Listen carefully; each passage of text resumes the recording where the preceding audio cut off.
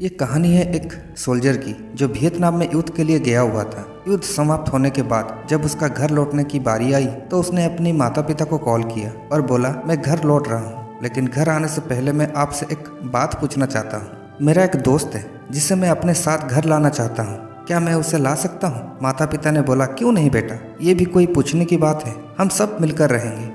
लेकिन पहले एक बात आप लोग जान ले, युद्ध में वे बहुत बुरी तरह घायल हो गया है। युद्ध में उसने अपना एक पैर और एक हाथ गवा दिया है। उसके परिवार में भी कोई नहीं है जहां वे जा सके, इसलिए मैं उसे अपने साथ रखने के लिए लाना चाहता हूं। ये सुन सोल्जर की माँ बोली, बेटा तुम्हारा दोस्त के बारे में सुन के हमें बहुत दुख हुआ, हो सकता है हम उसके रहने के लिए कोई जगह तलाश कर सके। लेकिन सोल्जर बोला, नहीं माँ, मैं चाहता हूँ वह हमारे साथ ही रहे।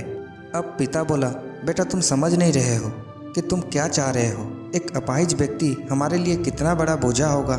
हमारी अपनी ज़िंदगी है, हम नहीं चाहते कि इस तरह की परिस्थिति हमारी ज़िंदगी में दखल दे। मेरे हिसाब से तुम्हें अकेले ही घर आना चाहिए और अपने दोस्त को वहाँ छोड़ देना चाहिए। वह अपनी ज़िंदगी जीने के लिए कोई ना कोई रास्ता निकाल लेगा। ये सुनकर सोल्जर ने फ़ोन रख दिया। कुछ दिनों के बाद उसके माता पिता को पुलिस से एक संदेश मिला जिसमें उन्होंने बताया कि उनके बेटे की एक बिल्डिंग से गिरकर मौत हो गई है और उसके पास एक सुसाइड नोट भी मिला है। दुखी माता पिता तुरंत वहां पहुंच गए और वहां का मॉर्ग हाउस में गए ताकि अपने बेटे का पहचान कर सके। उन्होंने उसकी पहचान तो कर ली, पर यह देखकर उनकी पैरों तले जमीन खिसक गई कि उनकी बेटे का एक हाथ और एक पैर नहीं था। दोस्तों, इस कहानी में जो माता पिता हैं वे हम में से बहुत ही लोगों की तरह है जो अपनी सुविधाओं को सबसे ज़्यादा महत्व देते हैं।